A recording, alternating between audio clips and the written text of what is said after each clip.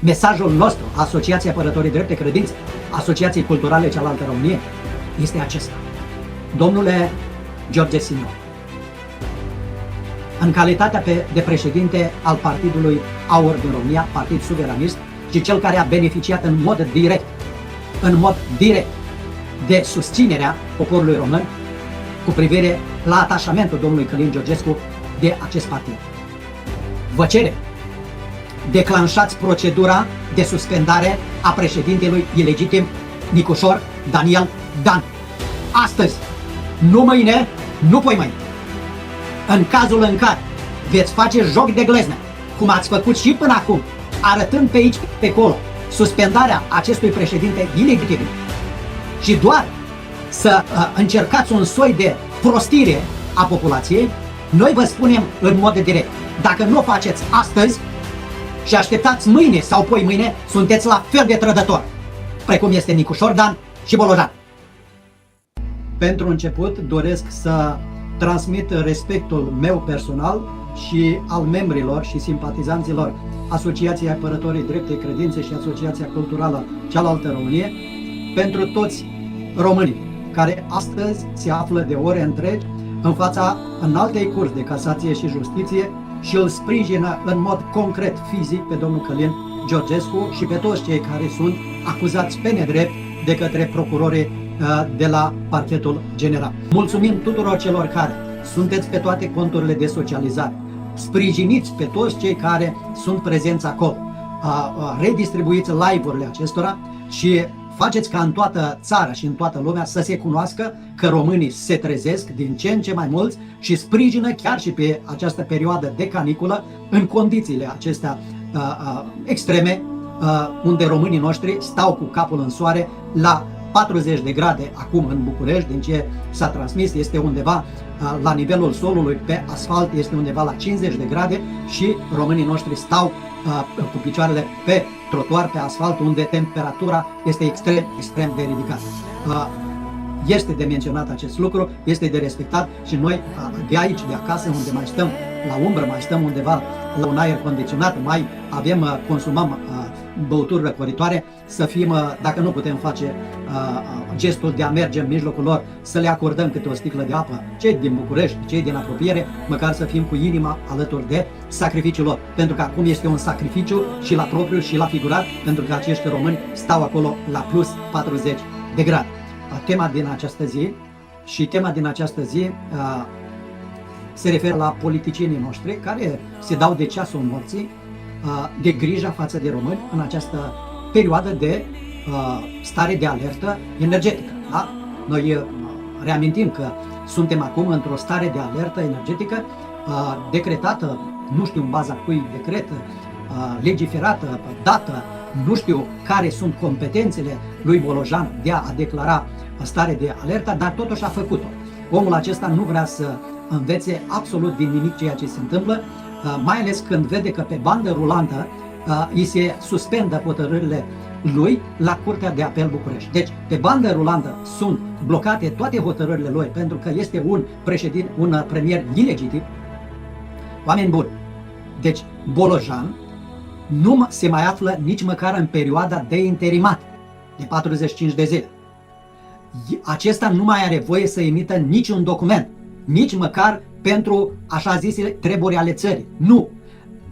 Pentru a putea face acest lucru, Nicușor Dan ar fi trebuit să emită un nou decret pentru a numi un interimat la premier din rândul ministrilor din cabinet. Deci, conform Constituției, în momentul înainte de a se depăși interimatul, de a se epuiza interimatul de 45 de zile a premierului Bolojan demis, în intervalul acesta de timp, Nicușor Dan a fost obligat de Constituție să emită un decret prin care să numească un premier interimar din rândul membrilor din guvern, altul decât Ilie Bolojan, pentru că Ilie Bolojan este istorie după ce și-a finalizat interimatul de 45 de zile. Și atunci există o înțelegere, o cârdășie între Nicușor Dan și Bolojan. Nicușor Dan, pe de o parte, a refuzat sistematic și să emită acel decret de numire a unui premier interimar din rândul membrilor din guvern, guvernul Denis, pe de o parte. Pe cealaltă parte, Bolojan se încăpățânează să rămână, în ciuda la toate aceste lucruri și a încălcările legii, nu numai că rămâne un premier demis și ilegitim total, care nici de treburile țării nu se mai poate ocupa în perioada de interimat. Încăpățânarea acestuia este o înțelegere și o cârdășie cu Nicușor Dan, cu cei din USR, PNL, UDMR. Acum, despre Nicușor, despre Bolojan, vedem că în justiție se aplică legea și sunt suspendate toate hotărârile pe care Bolojan le-a emis. Toate. Justiția îl blochează pe acest demis premier Bolojan. Totuși continuă să stea în fruntea guvernului și să continue dezastrul și prin această criză energetică. Dar cel care astăzi este de condamnat și este cel mai vinovat este Nicușor Dan. Nicușor Dan, așa ilegitim președinte cum este, acesta nu numai că din calitatea de președinte ilegitim, calcă în fiecare zi Constituția României, pe care o invocă în anumite momente că el este un președinte ales de popor, constituțional, că nu. Deci, dacă președintele AUR, George Simion, nu va ieși public să declanșeze, să anunțe declanșarea procedurii de suspendare a lui Nicușor Dan, este la fel de trădător cum sunt și ceilalți din Parlament. Și încerc să mă explic. În zilele acestea, când avem această criză energetică, au venit parlamentarii AUR și parlamentarii PSD și au adus un amendament la acele legi draconice prin care noi, singura țară din Europa, care ne-am angajat să închidem toate capacitățile de producție de energie electrică pe cărbune într-un termen foarte scurt, în comparație cu Germania, care a cerut termen până în 2045, în comparație cu Polonia, care a cerut același termen de a-și închide capacitățile de producție pe energie pe cărbune, un termen îndelungat pentru ca să aibă timp să pună în loc ceva. Nu, trădătorii noștri de neam și de țară, care ei sunt doar slugile Europei, nu au absolut nicio grijă de treburile interne a țării și de aceste situații prin care trecem, nu am nicio grijă, ei răspund doar la comenzi, de aceea au fost și instalați acolo. Aceștia, 4 ani de zile, au blocat prin organizațiile lor soroșiste tot transferul de la producția de pe energie, producția de cărbune pentru energie, la producția pe gaz metan pentru energie. Deci ei, prin organizațiile soroșiste, conduse și organizațiile care i-au adus la putere, prin tot ceea ce au făcut, tot organizațiile soroșiste au fost cele care au cerut președintelui acela Iohannis de a convoca o ședință a acelui Consiliu de Securitate a țării, prin care a dat un raport și această trădătoare, acești trădători din Curtea Constituțională a emis acea hotărâre blestemată de a anula alegerile. Deci în spatele la tot procesul de anulare a alegerilor, cine a declanșat, cine a stat în spatele declanșării procedurii de anulare a alegerilor au fost organizațiile. Cine stă în spatele blocării tuturor investițiilor în hidrocentralele acestea ca alternativă la aceste centrale nucleare, stau tot organizațiile soroșiste din care a făcut parte și acest Nicușor Dan, și Bolojan, și cei din USR, și cei din toți fac parte și au făcut parte din organizațiile acestea soroșiste și au fost finanțați prin USAID din America pentru a se dezvolta și a se extinde ca un cancer în toată România și în toată Europa. Deci, cine a stat în spatele blocării tuturor investițiilor și finalizarea investițiilor în hidrocentrale au fost organizațiile lui Nicușor Dan, soroșiste, și a lui Bolojan. Cine a stat în spatele declanșării procedurii de anulare a alegerilor neconstituționale au fost organizațiile satanice soroșiste. Cine acum, prin intermediul lui Nicușor Dan, blochează această lege, acest amendament al Partidului Social Democrat și al Partidului AUR în Parlament amendament prin care să cerem o derogare de la ceea ce s-au angajat trădătorii în acest acord, în acest contract PNRR, prin care au zis să trăiți, noi le închidem, nu ne trebuie până în 2045 ca Germania sau ca noi le închidem imediat. Spuneți-ne ce să facem și facem. Vă dau 4 ani de zile, dar 4 ani de zile să treceți pe producția pe cărbune, pe gaz, să aveți alternativă. Șeful, știm că nu trebuie să facem acest lucru pentru că România trebuie să o ținem în genunchi și să o ținem din criză în criză pentru ca ea să nu se dezvolte economic, să fie motorul Europei. Știm ce avem de făcut. Da, ne dați declarativ, ne dați pe înscris 4-5 ani, dar noi știm cum să sabotăm. Nu facem noi șeful, nu facem noi ca prim-ministri, nu facem noi ca președinți, o fac organizațiile care sunt finanțate de voi. Și atunci, nu zicem, n-avem noi treaba. Organizațiile civice, ele au cerut pentru protejarea mediului, pentru aia să nu finalizăm investițiile la hidrocentrale care sunt finalizate în proporție de 95%, 5% ar mai trebui să o facem și cu investiție minimă și să dăm drumul și la aceste capacități. Nu știm, șeful, că sunt aproape toate investițiile, dar noi avem o tehnică noastră satanistă prin care, prin organizațiile soroșiste, zicem, deschideți proces la hidrocentrala din Pașcan, la hidrocentrale vreo câteva la număr din toată România, blocați-le. De ce? Că afectează mediul. Că afectează mediul și, da, dar cu energia, cu criza energetică, dacă va veni, nu lăsați că românii plătesc. Românii au plătit întotdeauna, românii vor plăti, pe noi ne interesează, nu ne doare capul nici de mediu, nici de aia, dar avem comandă să blocăm în justiție aceste investiții. Toate acestea au fost făcute în mod deliberat. Proveniența lui Nicușor Dan este din aceste organizații, că a fost șeful și el acestor organizații. Ce face Nicușor Dan acum? Deci, pentru că noi avem acum o dovadă concretă cum Nicușor Dan, chiar și în perioada de criză, unde noi scoatem bani din buzunar pentru energie electrică scumpă, pentru benzină scumpă, pentru motorină scumpă, pentru creșterea prețurilor și suntem, din punct de vedere economic, praf și în situație de criză, Nicușor Dan ce zice? Zice așa: voi dacă ați modificat sau cereți să modificați legea prin amendament și să cereți o derogare pentru a ne deschide capacitățile de producție a energiei electrice pe cărbune, să știți că eu nu sunt de acord. Și dacă legea aceasta ajunge la promulgare, eu voi retrimite în Parlament că nu sunt de acord cu ea, voi studia, voi vedea. De ce nemernice?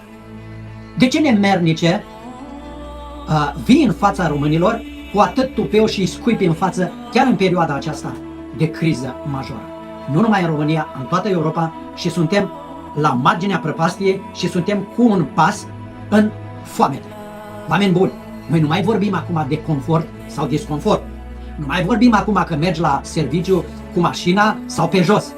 Nu mai vorbim acum că stingem luminile noaptea în tot orașul, că am văzut Iașul, o singură noapte i-a trebuit să facă greșeala aceasta fatală, să închidă iluminatul public în tot Iașul și a doua noapte Chirica a revenit pentru că nu a mai putut ține sub control fenomenul infracțional din Iași. Violurile, spargerile, distrugerile, bătăile în stradă și toate. Și când a văzut că poliția este și jandarmeria și toți sunt depășiți de fenomen, atunci au revenit și au prins luminile. Și a revenit Chirica, satanistul, și a zis: stai un pic că pierd sub control Iașul, pierd toate. Dar nu te-ai gândit tu, nemernice, când ai intrat în beznă cu tot Iașul, un oraș atât de mare, unde fenomenul infracțional este ținut sub control și așa foarte greu, în cartiere rău famate și așa mai departe. Nu te-ai gândit, nemernice, în ce situație gravă și în ce pericol pui pe cetățeanul ieșean? Da, dar ai primit comanda și ai zis: fă-o, hai să testăm rezistența populației, hai să o încercăm și pe asta, hai să încercăm și satanismul acesta. A încercat și a văzut că pierde controlul și au venit polițiștii și au zis: șeful, nu mai putem ține sub control infracționalitatea. Ăștia ți intră în casă și ție. Ăștia ți intră în casă, Chirica, și ție și mie, la copiii mei. Dacă nu a prins lumina, am pierdut controlul Iașului. Și au venit netrebnicii și nemernicii și au zis: gata, testul nu mai. Dar totul a fost un test. Eu când v-am spus că și această așa zisă stare de alertă este un test de rezistență a populației, ați zis că bat câmpeni.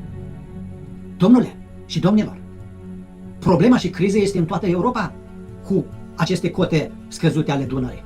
Nu numai România se confruntă, dar noi ne-am găsit primii să declarăm stare de alertă și să cumpărăm imediat de la ucrainieni.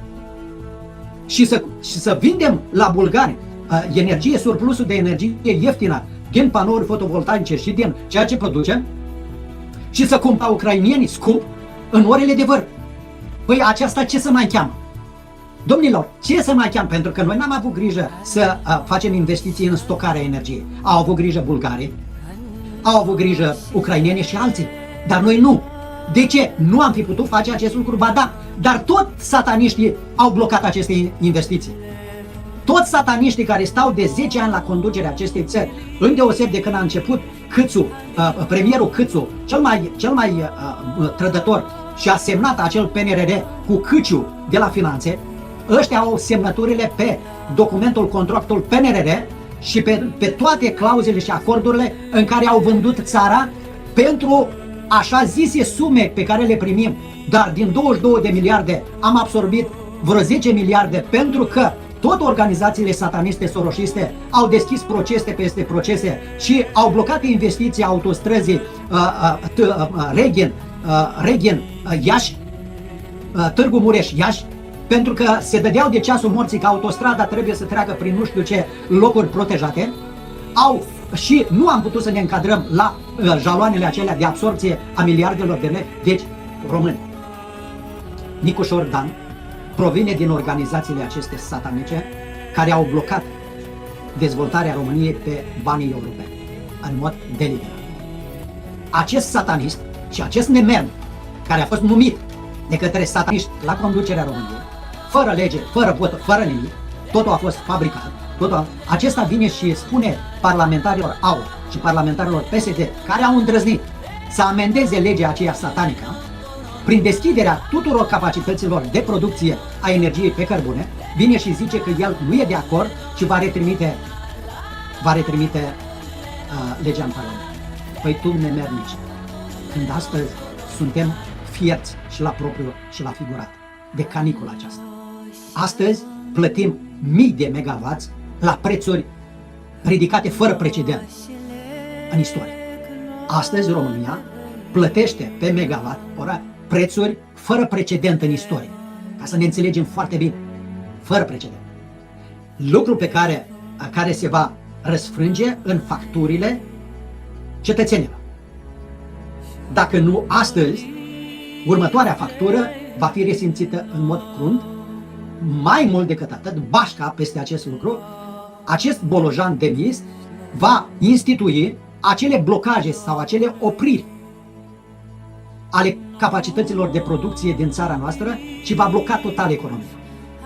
Deci, satanismul din ei nu îi fac să simtă absolut deloc criza și situația gravă în care ne aflăm și să simtă cum poporul român trece prin această criză. Sataniștii niciodată nu vor avea empatie, emoție sau grijă de popor. Dar Nicușor Dan, cu mare nemernicie, când ar fi trebuit el să vină cu propunerea, el să se ducă la Bruxelles cu Bolojan și să nu vină de la Bruxelles cu Bolojan până nu vine cu derogarea scrisă de la von der Leyen că se permite deschiderea tuturor capacităților de producție pe cărbune, măcar pe perioada de criză. Dar ce fac sataniștii? Sataniștii blochează astăzi, vă blochează astăzi sataniștii aceștia de la Cotroceni și de la guvern, astăzi vă spun, nu ne interesează.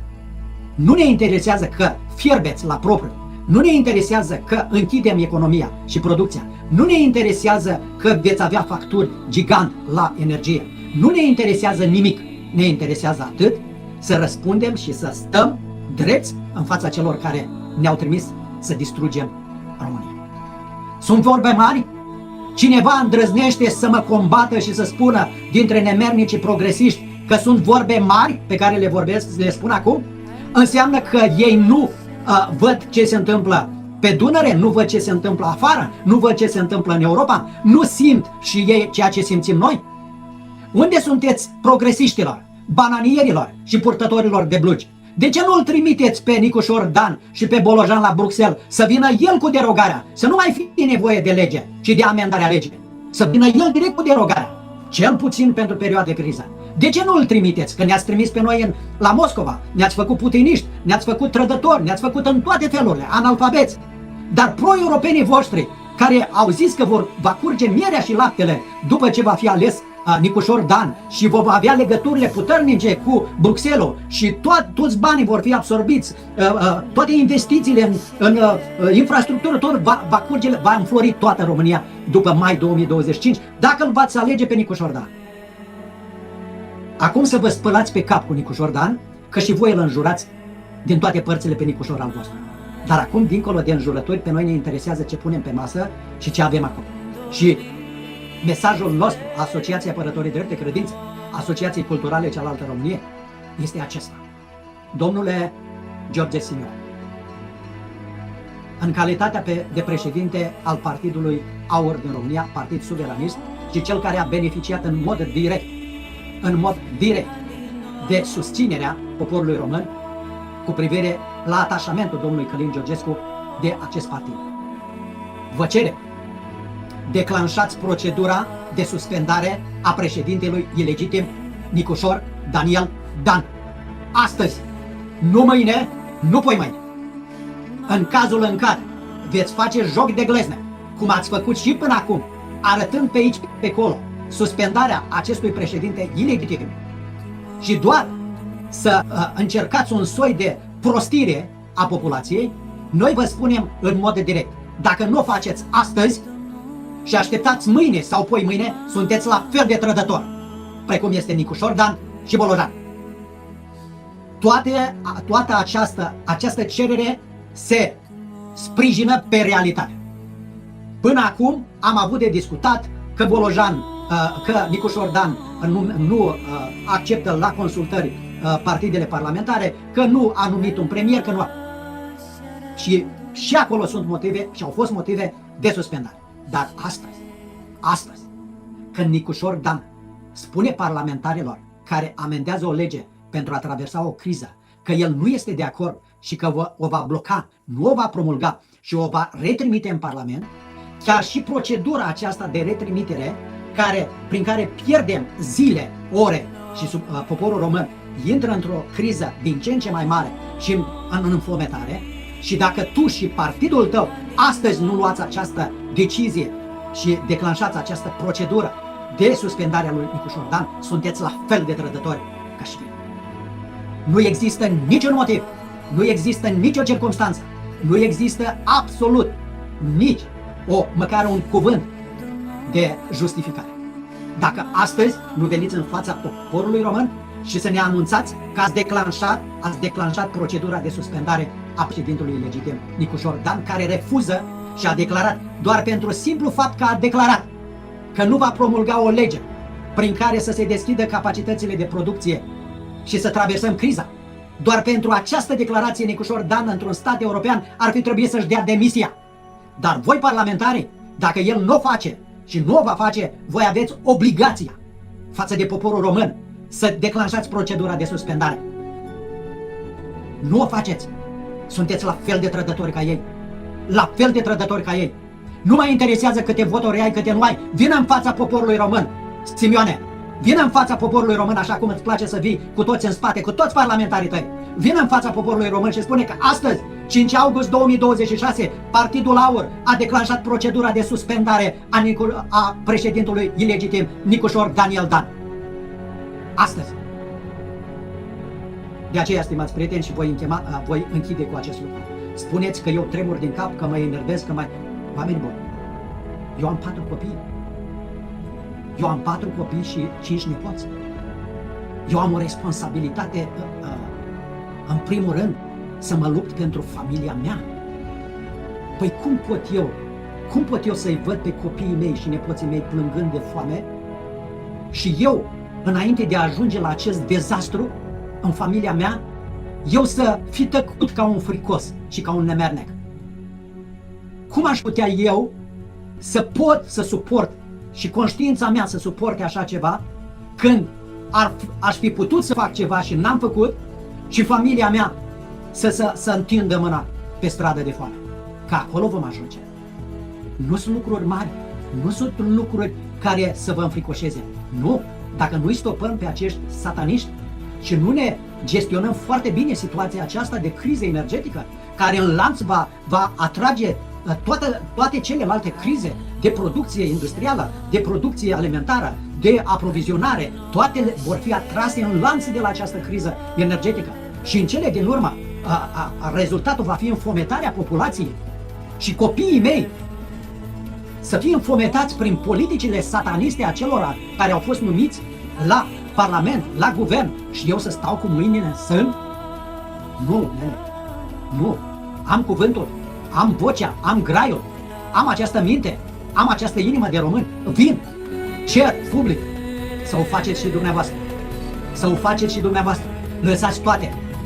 Astăzi toată România trebuie să ceară suspendarea președintelui ilegitim și dușmanul numărul 1 a economiei naționale, care este Nicușor Daniel. El este. Nu am crezut vreodată că pot auzi așa ceva.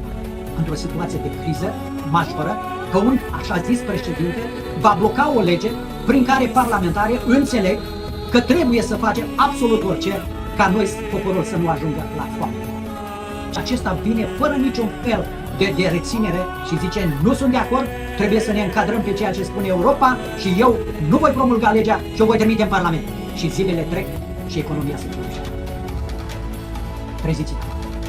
Voi ridica acest material pe toate conturile de socializare. Vom secționa acest mesaj al meu. Distribuiți-l. Asta îi cerem noi lui George Simion. Eu nu am treabă cu Grindeanu, eu nu am treabă nici cu Kelemen Furlan, nu am treabă nici cu Șoșoacă, eu nu am treabă nici cu Bolojan, eu nu am treabă cu trădătorii pe care îi știm. Eu nu am treabă cu aceia. Mesajul meu este direct către George Simion. Și dacă George Simion nu face astăzi acest lucru, este la fel ca ceilalți și cel puțin din partea noastră, Asociația Apărătorii Dreptei Credințe, Asociația Culturală Cealaltă România, nu vor mai sprijini acest partid. Sub nicio formă, de nicio culoare. Pentru că astăzi dă testul în fața poporului român. Astăzi stau sute de români în fața la Înalta Curte de Casație și Justiție pentru o justiție dreaptă, pentru a-și lua țara înapoi, pentru a-l sprijini pe cel care dorește să se ridice poporul din genunchi. Astăzi oamenii stau la 40 de grade în stradă pentru dreptate, pentru justiție dreaptă. Nu numai pentru domnul Călin Georgescu, pentru justiție dreaptă, fără corupție.